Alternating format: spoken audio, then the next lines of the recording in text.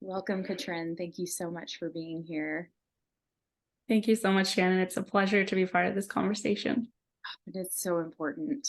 I mean, I saw the the content that you've been creating, and I know we both were part of that incredible pleasure summit, and being able to see that you are supporting people that have their challenges with pelvic pain and vaginismus, and that you've experienced it. So you're speaking from like that, knowing what that pain is like and knowing what that frustration is like. And I just had to talk to you right away. So I'm glad you were available.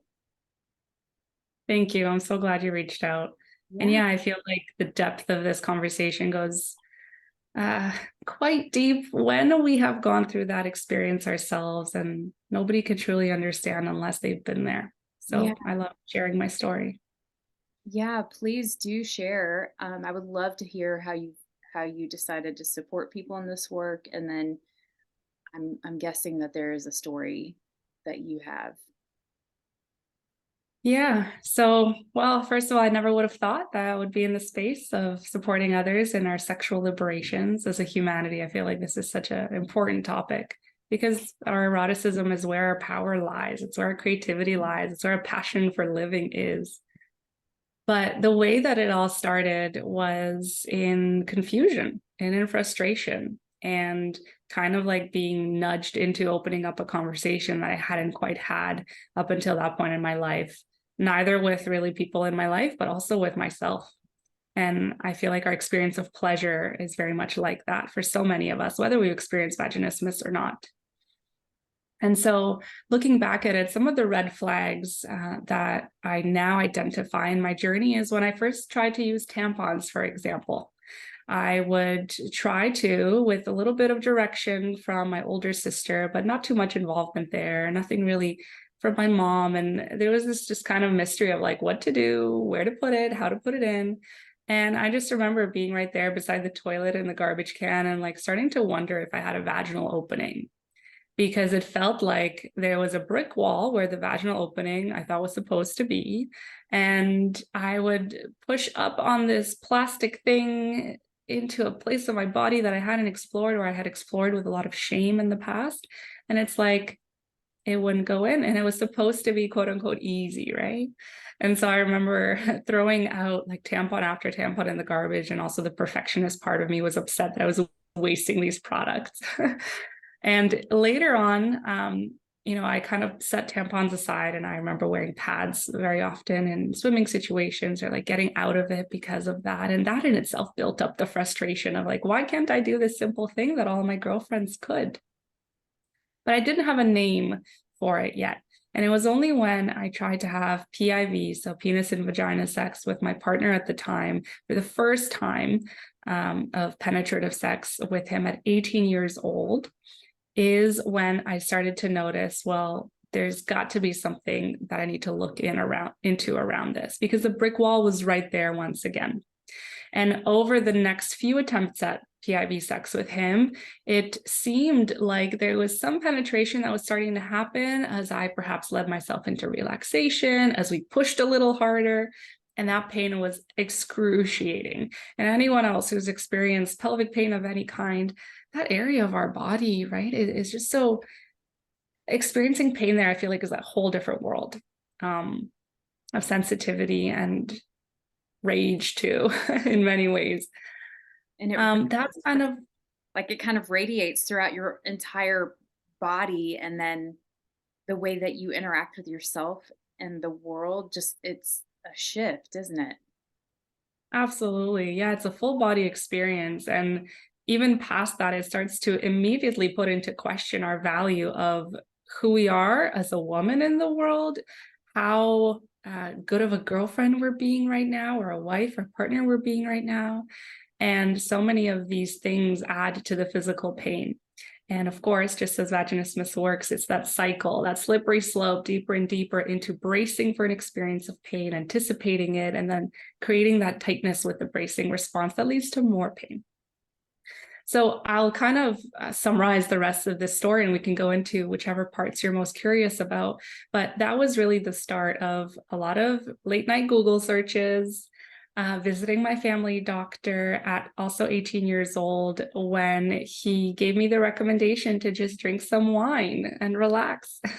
And I was below legal drinking age at that time too. So quite funny how that recommendation comes about. I then saw a gynecologist. I also wasn't told about vaginismus. She did a little bit of an internal exam, which seemed to go okay. And still, there was no conversation being opened up about my experience of penetrative sex. I had a traumatic pelvic exam as well with that first family doctor in the attempt to try to see what might be going on. A vaginal ultrasound that was also contributing to the sexual trauma that I feel like I went through, even through this whole journey. And 6 years later, through emotional healing, a lot of erotic exploration and healing, the physical aspect of it, which unfortunately I started with too early because I poked myself with a dilator and I tried to insert a dilator where my body was not ready for it.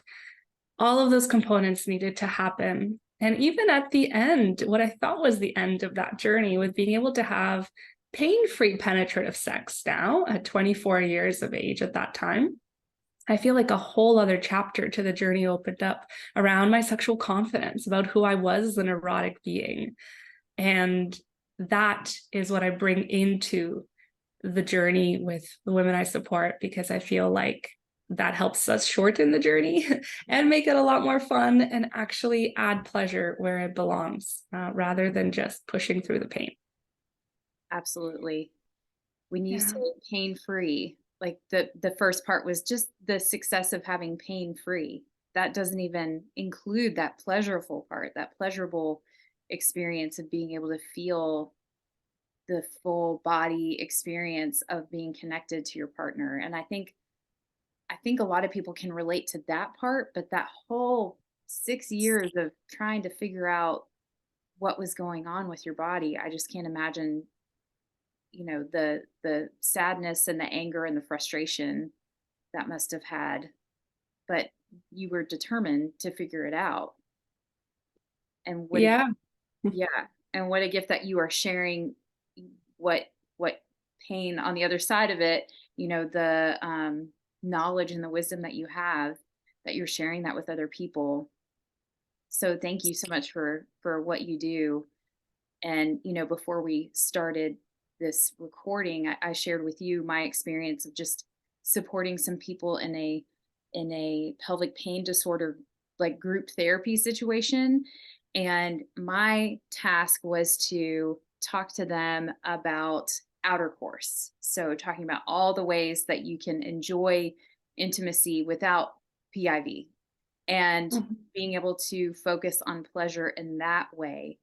But there, outside of that, I don't know what other work they did. I just heard the pain of each person, and I heard the frustrations that they had. One marriage, of 20 years, they had not been able to have penetrative sex. And just the frustration that this woman had, it was devastating. And to be able to have that focus on, like, you're not broken. Let's look at other ways that you can enjoy pleasure. But I think there's so much focus on that penis and vagina, like that's the ultimate goal, that it's hard when that's all you've known. And most of those women were from very conservative Christian backgrounds too. So they didn't know all the other things that existed. They were just hoping to be able to consummate their marriage after they got married, and then they felt like they duped their husband because they couldn't do the thing. So how is it that you are able to support, like, what do your programs look like, or how do you support people that are moving through this challenging time? Yeah, that's a beautiful question. And I also just want to comment on some things that you mentioned there. It really is so devastating. And it's unreal too how these waves of emotions that may have been suppressed because we so desperately want to avoid feeling that emotional pain, right? They kind of rise to the surface with an intensity probably even greater than the original pain. And we hold that in our bodies for so, so long. And the frustration really is um, overwhelming at times. So a really big part of the journey does include us coming face to face in a really loving and nourishing space, holding ourselves through it, but also allowing ourselves to be held through it, to come face to face with those really difficult emotions.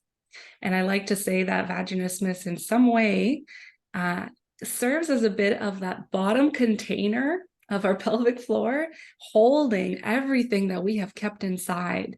And interestingly enough, too, the top part of the container is our throat often. So it's this like pleasure and sense of rootedness and safety at the bottom, but also a closure at our throat in expression. And one of the beginning portions of this first pillar of overcoming vaginismus, which really is emotional healing, is learning to express ourselves, both the intensity of it, but also our desires, what we want, what we feel like we deserve, what we're grieving about the life that we lost out on, all the sex that we want to be catching up on after all these years. And so I just wanted to comment on that first. And the piece about feeling broken, I can so very much relate to. Unfortunately, our society labels vaginismus as a sexual dysfunction, and I do my best to send this message out of avoiding that kind of term, because as soon as we take on a title and a label of I have a sexual dysfunction, what often happens is we take on the identity of also being dysfunctional. And that is such a disempowering place from which we can then claim our sexual liberation, because it's already kind of like a part of who we are, a part of our being dysfunctional. Can you relate to how that could be disempowering? Totally. Yeah. Yeah. On so many levels. Like saying that just makes me think we really should stop using the term sexual dysfunction. It's more of just Mhm. like a challenge. What, we have our sexual challenges. Like some men have ED, some women have vaginismus, some have anorgasmia, like there's different challenges that we have. Some women just have a hard time being in their bodies. I mean, Mhm. humans have a hard time feeling sensation in their bodies. So yeah, we all have these different challenges. So that's an excellent point. Yeah, I love that perspective. It really is a challenge, and a short-term challenge at that, right? Maybe, longer than we want it to be, but definitely not an inevitable thing for the rest of our lives. And I feel like when we come to a place of knowing and confidence with that, like this is an experience I'm currently having that will end, there is a sigh of relief and a little bit of lightness that comes about, because there is hope on the other side of that. Yeah. When you find out And feelings are temporary, when I found that out, I was like, say what? I'm not going to feel like this forever. That was worth like 5 therapy sessions right there. My therapist was like, your feelings aren't going to last forever. And I was like, what? It was like mind blowing for me. totally, that's a huge realization, and like it shifts the way that we live our lives, because then there's this deeper sense of access to safety, of being able to safely be in the moment, knowing that this moment will not last forever. And I feel like aside from clearing and processing a lot of the big T or small t trauma that we go through in our lives, having this sort of mindset and perspective and um, a way of taking on the world is also that like continuous cleanup process that we benefit from for the rest of our lives. Because if we cleaned up the trauma, but then we didn't take on a new way of being, we would just be continuing to build it up too. Mhm. So I love that. Yeah. So you help process emotions, and that's that first pillar. hmm Yeah, that's the first pillar of what I like to call the journey of sexually liberated. The first pillar being emotional healing. And in emotional healing, so often we have to understand parts of our lives. We don't necessarily need to point out all of the different causes of why we're going through vaginismus, but in order to overcome vaginismus, but typically we come to this really deep understanding of all of these different themes and elements that have contributed to it. And it is in the processing of the emotions and forgiveness of self, most importantly, partially forgiveness of others. So this doesn't have to happen 100%. And I don't know of a single person who's forgiven everybody in their lives. But it is that emotional processing and also the nervous system downregulation that needs to happen. so that we can be present in our bodies, so that we can intake physical sensations and have those register as pleasurable. Even in the way that we hold our cup of tea, right? How can we start to get more present with the pleasure that's available in this really micro experience that in the macro of it also is quite significant to how we live about life? So emotional healing, but then pillar 2 is finding and embracing who we are authentically as sexual beings, the erotic components, Yes. right? How do you feel like our medical community does on the eroticism piece of this? No comment. No comment. And you're from Canada, right? So Mhm. they're a little bit better than the US is. Mm. Like, in my opinion, in my experience of trying to Yeah. research, I kept, finding like amaze.org for kids, teaching them how to learn about sex, and all these groups in Canada that were like sex positive. And I was like, what's going on? Is that why they're so nice? I love that association. Yeah, that's totally it. Yeah. Yeah. So yeah, not so great here in the US. I know that a lot of the most of the medical community, it's more of like sick care. When you're sick, you go and you get support for that. But on the front end, that functional wellness, it's that piece is lacking. And I feel like there's a shift. I hope there's a change. And I've seen a lot of medical people in the medical community that are leaving so that they can open up their own practices to be on the front end of that and help guide people to a healthier lifestyle so that they don't end up in the surgery or having to take medication department. But yeah, not so Yeah. much on the eroticism. Yeah, I recently had a conversation with a leader in the space, specifically in the swallowing challenges. And interestingly enough, vaginismus and swallowing challenges are very interconnected. And her name is Dr. Humbert. And she was also speaking on how we really treat things in a very body part focused perspective, and also very much on, oh, there's pain there, let's get rid of it, rather than what is at the core of your experience and how can we infuse it with pleasure and with relaxation and with nourishment. Yeah, that's So that kind of brings us to the second pillar, right? And you mentioned how there's this expectation in our society of what sex needs to look like and how PIV sex is at the core of that. And absolutely, we are so caught up and just conditioned to feel like we need to perform in that way, particularly. And on top of that, right, being vagina owners, vulva owners, as women in the world, we have the most vulnerable experience with any sort of penetration, like literally being expected to welcome another human being inside of us. That Mhm. is incredibly vulnerable. And of course, we have some hesitations and resistances and protection mechanisms around that. And that's exactly what I like to call vaginismus, as a protective body response. It is exactly the same as if somebody was to throw sand towards you at your face and how your eye would close in response to this danger that was coming at you, because it's just perceived that way as dangerous. And of course, the reasons we perceive it as dangerous vary. And in the emotional healing journey, we look at things like potential lack of safety or fear, subconscious fear from the masculine. If we ever had a masculine figure in our lives be registered as less than safe, less than nourishing. There could also be so much around finding safety and surrender in general and relinquishing control, where we have found safety in the past. That was so me, high performer, perfectionist, OCD tendencies being in the mix. The whole journey of overcoming vaginismus is really finding safety and surrender. There's all of this repression around the feminine, or feeling like it's okay to rest and not be productive all the time, right? There's so many elements there. But with all that, we get into the erotic components where this protective mechanism starts to get to fall away. And it is when we step into our authenticity as erotic beings.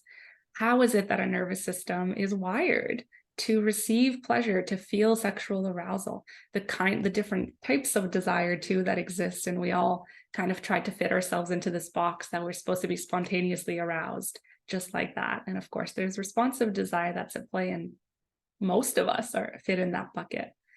Um, But similar to the love languages, it's quite important to look at the erotic languages. And this is sexologist Jaya's work, right? With the blueprints, right? We love her. Love her. Yes. Love all of this. Like all of this is so parallel to what I work with as well. But yeah, I've been wanting to do a whole podcast episode on the erotic blueprints. I think they're so Mm, valuable. Yeah.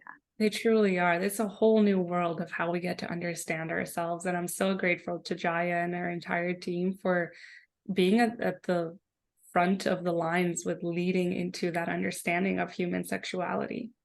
And I feel like a lot of us, Vaginismus sisters, anyone else experiencing either numbness or discomfort or pain with sexual touch or any sort of leading into arousal, there's a lot to be asked around the exploration of the energetic and the sensual erotic blueprints. Hmm.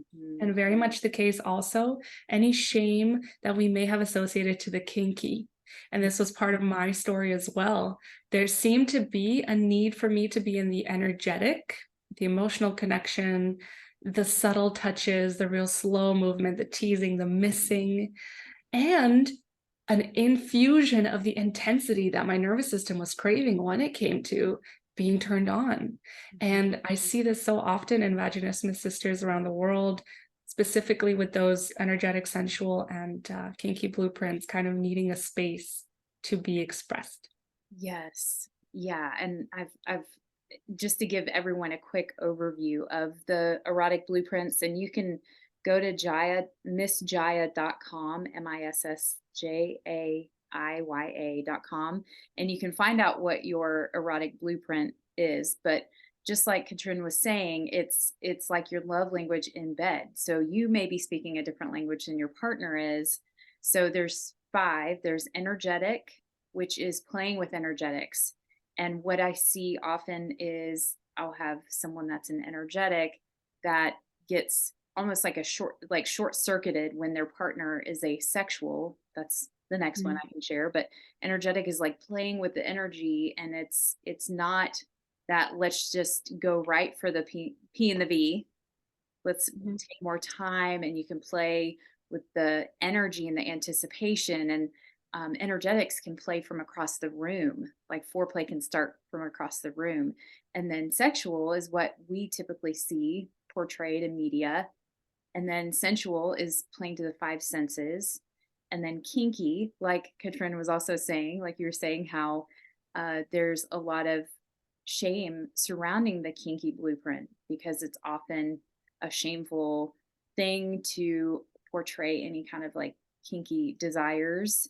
And kinky can look anything like outside of your typical experience. Like there's a great on my website, you may have something as well that is like the will, want, won't list, or the yes, no, maybe list, where you can figure out what your desires are. And there's a whole bunch of fun kinky play, whether it's impact play or psychological play.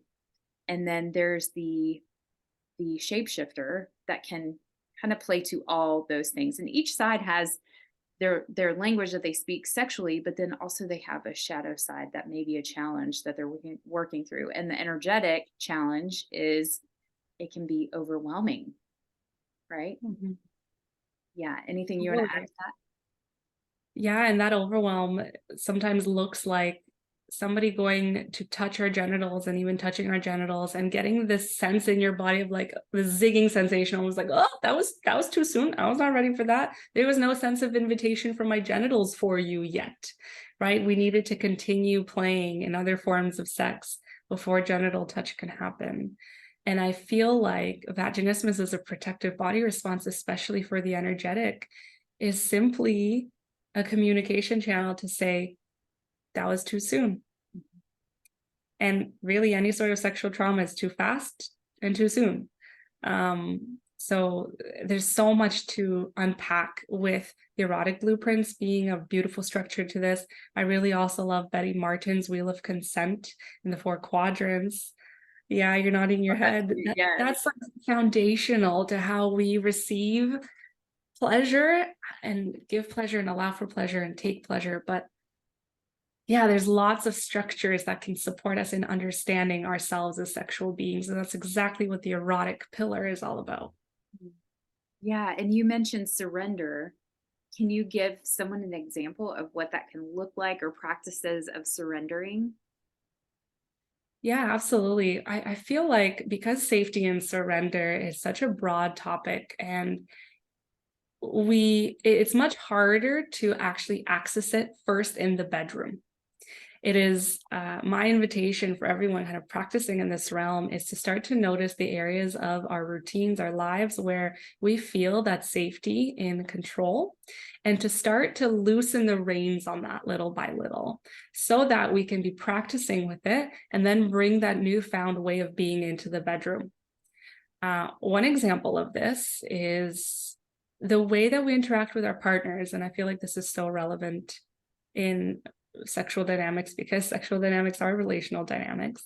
But how much trust can we really have in our partner when he or she says something like, don't worry about that. I'll take care of it.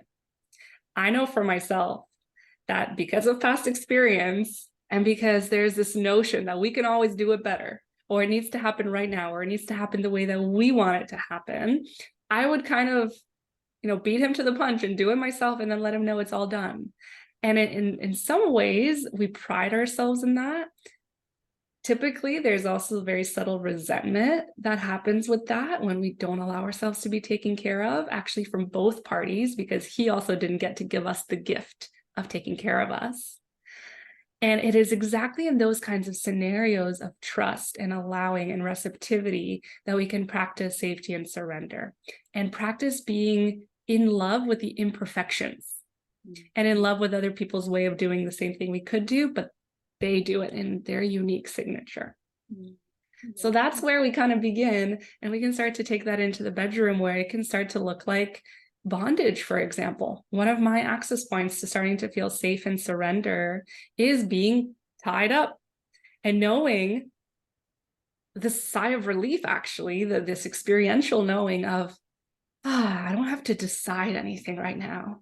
I don't need to think about what the next move is going to be. I am just here. I'm tied up and I literally have nothing that I can do. And therefore, I can rest in this space. I can allow myself to be held, to be taken, to be ravished. And though it might sound a little bit scary, and so if that is present for some people, there's stuff to process there as well. And it's absolutely normal, just like any other experience is, but it's definitely one access point to so many of these layers of feeling safe in the world. Yeah. Yeah, that's so fun and so scary. I do imagine I thought of several people that popped up in my mind that were like, no, you know, being tied up, Mm-hmm. no, thank you, but also kind of curious. And I Yeah. thought it was interesting during that whole 50 Shades of Grey explosion, which was like not really the best representation of kinky or bondage play, but it was so fun seeing a lot of women kind of pique their curiosity, and I would get calls about, okay, so tell me about this spreader thing, like women started like asking more questions, like that for some reason I lit up a little bit when I saw that I could, relinquish control and that somebody could take care of me. And so I think it did some good in some ways, but there's some better representations of that out there. Also not the best work of literature if you read the books. I did read them. Yes. I feel like the beautiful thing it did is sparking that curiosity. And there's a lot of other educational components on consent and communication in the bedroom around those kinds of things. But definitely the fact that there was curiosity present is a really great sign in the way that you experience your community coming in with questions. Mhm. And I like to say that if safety is here as the foundation, it is the thing on which curiosity lives. And it's only with safety that we can get to curiosity. So as soon as we start to notice, ooh, I'm feeling curious about this idea, it's a great sign that we're feeling safe and nourished in our nervous system to even be able to access that. And Oh, then from there comes pleasure. So safety, curiosity, and pleasure.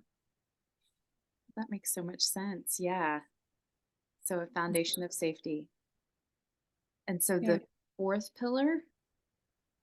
Yeah, the third one, so emotional, erotic, and then lastly really is the physical healing journey. And to be honest, I've been breaking up with this word healing because I feel like we are all already whole and complete. There's nothing to heal or to fix or to change, really. Mhm. And definitely the word healing has been of service to me in my process. But and maybe for anyone listening as well, but let's start to also consider whether healing is a little bit synonymous with like having been dysfunctional and now needing to fix ourselves. So the physical components of really opening up, quite literally when it comes to vaginismus, is allowing the body to invite and allow for a safe presence. This is the step that we way too often start too early, right? So this is trigger warning here. I'm about to mention the R word. I felt like I was raping myself when I was using these tools called dilators to try to allow for penetration. And essentially, what I thought at the time was for the purpose of stretching my muscles, stretching, allowing, penetrating. But I felt like I was going completely against my own body's boundaries with this, even though I didn't know it at the time. I was not listening to my body's no, authentic no. Like, and that's what vaginismus is. Vaginismus holds our no for us. So when it comes to the physical aspects, we are coming to a place of communication with our vagina, with our vulva, creating a beautiful relationship with her and the whole body in its completion. And we're starting to listen to those authentic yeses and to honor the nos and to be in that dance with ourselves of feeling the consent that our body is giving us in each dilating session and really honoring it. And I like to kind of open up the dilating with this kind of conversation because whenever we honor our no, it could be like 20 times in a row. That is, and we don't actually dilate. That is the best progress we could be making with ourselves that particular day because we are affirming to the body that we are taking over responsibility of our no. Mhm. And if you imagine the vagina like looking up at us and being like, ooh, I don't have to do this anymore. She's doing this for us. Thank you. And now she gets to relax and rest and release and start to have the spaciousness for the authentic yes to come alive. And that's when our sexual desire starts to come back too. I avoided other forms of sex with my partner, kissing, touching, because I was afraid and I was already feeling the frustration of where that would lead, where I would then feel like I failed us. Mhm. So it's so critical for us to be in that space of letting the yes come to us with curiosity and playfulness and pleasure, and then following that along, and our sexual desire starts to come alive again. That is so beautiful. I like started tearing up. Just Mm. the ability to hear the no's and to hear the yeses and give your pelvic floor, that whole area, that core womb space, home, whatever you want to call it, the vaginal area, just to relax because so many women are so tight in that area.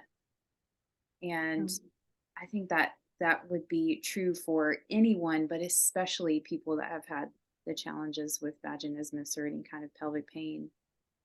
So thank you. That's so Yeah, you're very great. welcome. Yeah. Yeah. This So just reminds me, if I could invite people who might be curious to watch the show Sex, Love, and Goop, where Jaya is featured, because it just reminds me of a scene with one of the couples who is doing this beautiful work together, where she just realizes how much she has been bracing this whole time. Just a sense of bracing for impact, like bracing for penetration, bracing for keeping herself safe in whatever way she could.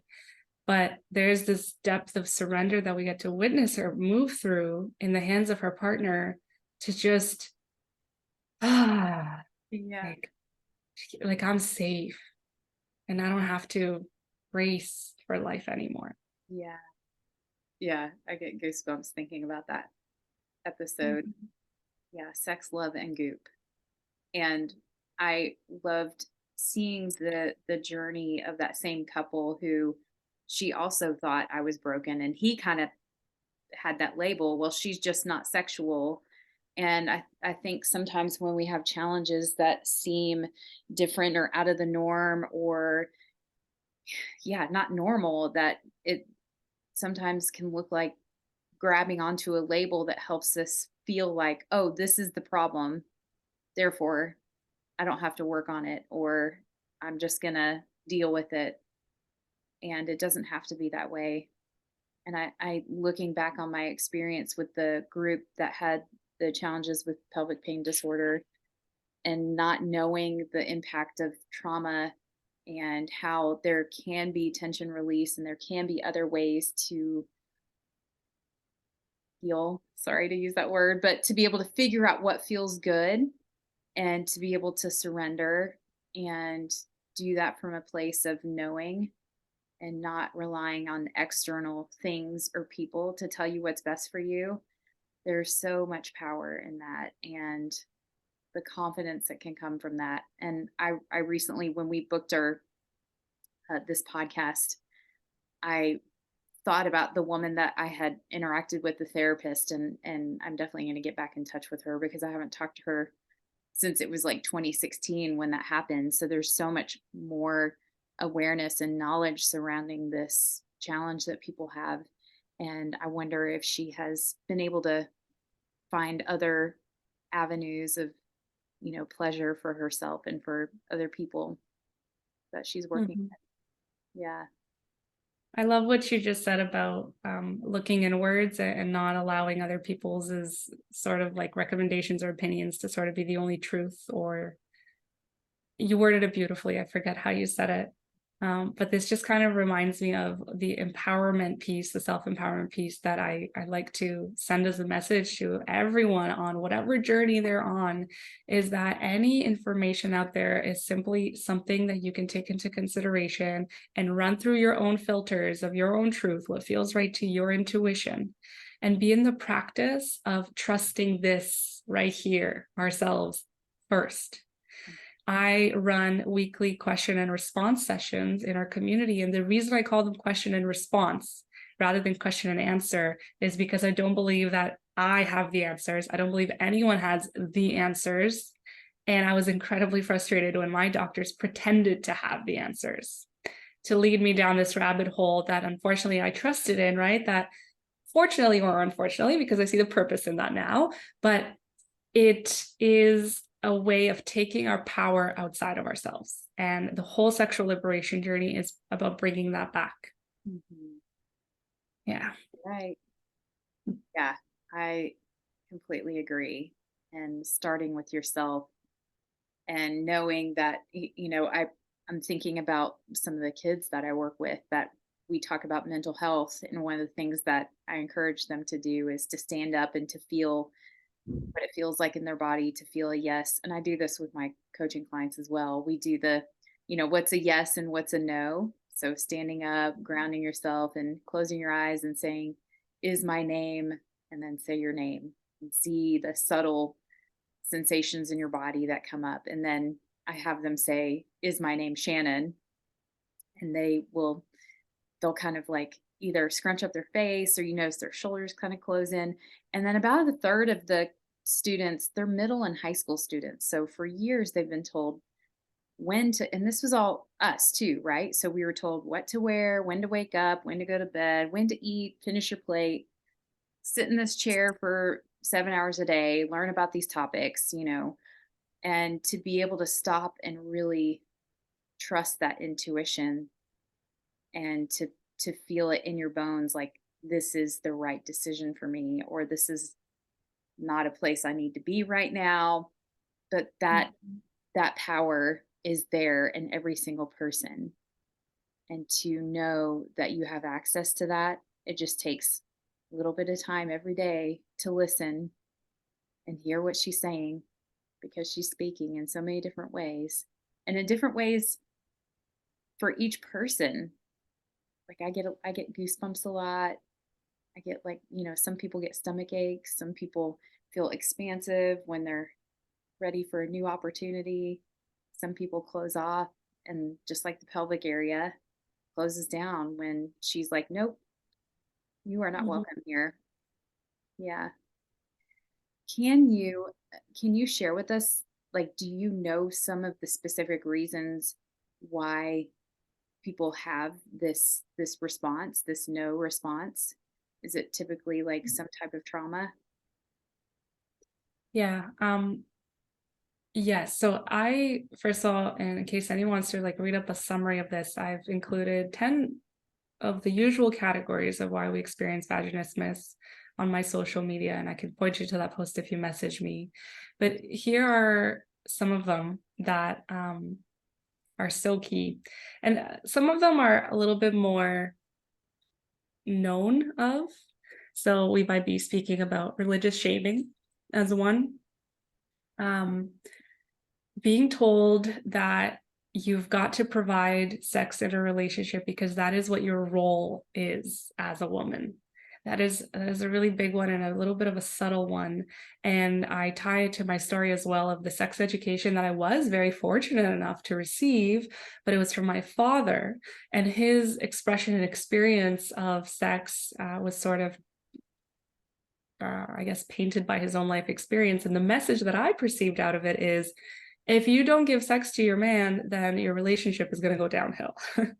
So automatically, that creates a sense of responsibility, a sense of obligation, this heaviness on our shoulders that we're meant to give. And a lot of us who experience these challenges are used to being givers in the world, often people pleasers in the world. And so we don't put ourselves first. So that's an interesting one. Sometimes physical trauma of some sort, physical injury. This could be from a traumatic pelvic exam. It could be from having any sort of pain related to your pelvic region. In my case, when I was younger, I fell on a bike right between my legs. And though it had nothing to do with eroticism or sex, it was a memory of how my pelvis was a place of pain for that next week and a half every time I went to go pee. And it was this bracing and tightening response that basically was born at that time. There is, like I mentioned, the subtlety of fear of the masculine or a lack of safety with the masculine in any way, or repression of the feminine. So if we observed our mentors, our female mentors, or our mothers, for example, not really taking care of themselves very well, or doing that kind of as like the last thing on the to-do list. We've kind of learned that that is not the priority in life. And that also means, well, rest and pleasure are also not the priority of life. And we take on these high achieving, high performing, perfectionist tendencies, people pleasing tendencies, which puts so much pressure on us in our nervous system. Like we carry so much weight from this. So that's definitely another whole category where we found safety and control. Sometimes birth control and the effects of birth control or other hormonal sort of additives to our lives may impact also our sexual desire and that entire experience. Interestingly, vaginismus is the best mode of contraception, right? If we don't want to get pregnant, if we have a fear of pregnancy, well, what do? Let's not let the penis in. That's a huge one. Yeah. And we also don't quite realize this, right? But we are growing up with this fear of, well, I must not get pregnant too early. And of course, we're not able to relax when that is sort of at stake. And with that, with penetrative sex being a penetrative act that we're protecting ourselves from, it's quite interesting that many times food challenges are related to experience of vaginismus and fear of injections or really difficulty of swallowing pills is there. So I couldn't swallow pills when I was younger, and so many women that I've worked with have had the same experience. Oh my gosh. Yes, I'm thinking of someone right now. Yeah, because the pelvis and the throat, that connection. They look like, if you see the diagram of each, they look very similar. Totally. So Yeah. And that is why, too, when we start to work with healing our expression, allowing for our expression to be unapologetic and to really be our truth with no filter, we support our vaginismus journey. And when we do anything related to the pelvis, we support our expression journey. And I could probably speak about this for a while, but the Dr. Humbert that I mentioned, we created a 4-part video series specifically about the ties between vaginismus and swallowing challenges. And that's on YouTube. And it was a very interesting conversation about, how the two really are just one and the same. They're protective responses. that our body puts up. That is so fascinating. Yeah. So, Yeah. so many different reasons. So many different reasons. And you mentioned the word trauma. So I want to speak on that too. And I feel like trauma is really about how an event in our lives impacted us. It is never about the nature of the event, the intention behind the event. It is always about the effect of the event. And Dr. Gabor Mate speaks on this topic of trauma. And I love what he says about how we have a primary need of the need for attachment, which is being loved, being in relationship with people. And our secondary need is our need for authenticity. But as soon as our need for attachment is at risk, we're going to be very quick to set the secondary need aside and say, well, because I need the love here, I'm going to set aside what I truly feel is my authentic nature. So I'm going to dress this way so my mother is okay with it, or I'm going to be quiet at the dining room table because my father thinks I'm being too much. And that, as well, in its nature of trauma, is kind of dividing us, creating a separation within our own selves where we mold ourselves to fit someone else's expectations in someone else's box. And part of the entire journey of healing, because healing from trauma or overcoming trauma is stepping back into feeling safe and celebrated in our authenticity, where we feel like we can have both of these needs be met and come into a state of wholeness. So that is really what the journey of overcoming trauma is. But it's not about what happened to us. It's simply about how that impacted us. And that's why I experienced vaginismus, but my sister didn't experience vaginismus, though we grew up in the same household with the chaotic events that were happening with my parents fighting. And that's also a really big reason, too, that we can have the vaginismus response come online, is simply because we didn't feel safe in our environment while we were younger, and there was a sense of chaos. And so we needed to find this place of like safety here in our little cocoon. We tighten up and it's like, okay, it's safe here, but it's not safe out there. Right. Yeah. So fascinating, this conversation. I'm so grateful that you're doing all this work and that you're sharing this with people. So you're doing coaching, right? And were there some ways that you want to make sure that people can reach you and connect with you and see the series that you're talking about? Yeah, sure. What I invite people into is the free course that I've created, which is called Putting Vaginismus in the Past. And it's a beautiful exploration that also comes with a 3-day video series, a masterclass that we ran. And that is a great start. You're welcome to get that at katrinwithlove.com or on Instagram at Vaginismus Sisters. And right now there's another 3-day masterclass that's also available for free on my website, which is called Safety in Love. And it's very much inspired by my vaginismus journey, but it also speaks to finding safety in our vulnerability, in our emotional expression, in our erotic nature, feeling deserving of pleasure, and finding safety in love. So you'll see both that at katrinwithlove.com. And if you click on the vaginismus menu, you'll see the Putting Vaginismus in the Past there too. Fantastic. And you will be in Brazil, but still accessible. Absolutely. Yes. Yes. I feel like this liberation journey that we go on, sexually or otherwise, has so many beautiful impacts in our life too. We start to design a life that works for us, right? And that is incredible when I see it in the women that I support. Not only in the bedroom do things get better, but also in just the way that we experience our careers, our jobs, our families, our relationships with our girlfriends. All of that shifts, and the results are amazing. Yes. So before we hop off here, I would love to hear, because we heard the beginning of Katrin's journey, the version of the journey. So what is your life like now? It's wonderful. My life is wonderful. I'm happy to say that I'm in a beautiful relationship with a man in which I feel the most love that I have ever felt. And there is a whole other story I can share about a previous relationship and all the beautiful lessons I learned from that and how hard it was. But life now feels fulfilled. And more recently, in the last year or so, I've gotten in touch with another movement that I'm spreading the word about for anybody, even that people who haven't experienced vaginismus, but it is the movement of the liberated and in love woman, and how we can embody her. And the fact that she lives within us, she's always been there.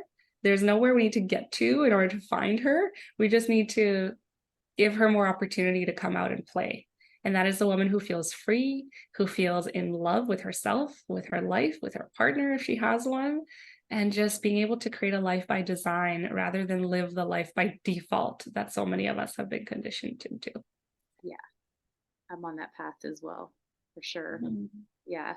Beautiful. Like I said right before we hopped on, we're about to list our house, and this is like the first time where we will be, my husband and I will be like recommitted, consciously choosing where we're living together in a totally different perspective. And we're just like so excited to be so intentional about this design that we want, and being able Mm. to step into that together and supporting each other, and but also knowing if any, if anything happens to either of us, we will be okay. As devastating as that would be, if it doesn't work out for some reason, being able to have that experience of loving ourselves and breaking the ties of codependency. It's been an incredible journey. So I'm super grateful for this conversation. And I was got the teary-eyed thing going a couple of times, because I just know that there are so many women on this path of trying to figure out how to find their pleasure and speak their desires. And we need more people like you out there sharing their experience. And I'm so happy that you have found peace, and you found this love, and you're creating this beautiful life, because it's giving everyone else permission to do the same. Thank you so much. And I Yeah. can feel how connected you are to this work and this mission in the world to support other people. And I'm so grateful that you're doing amazing work in the world and you're making intentional spaces for these conversations that are so needed. So I absolutely love that. I feel like there's so much value that you've brought to your community, and that's incredible. Thank you. Thank you so much. You're welcome.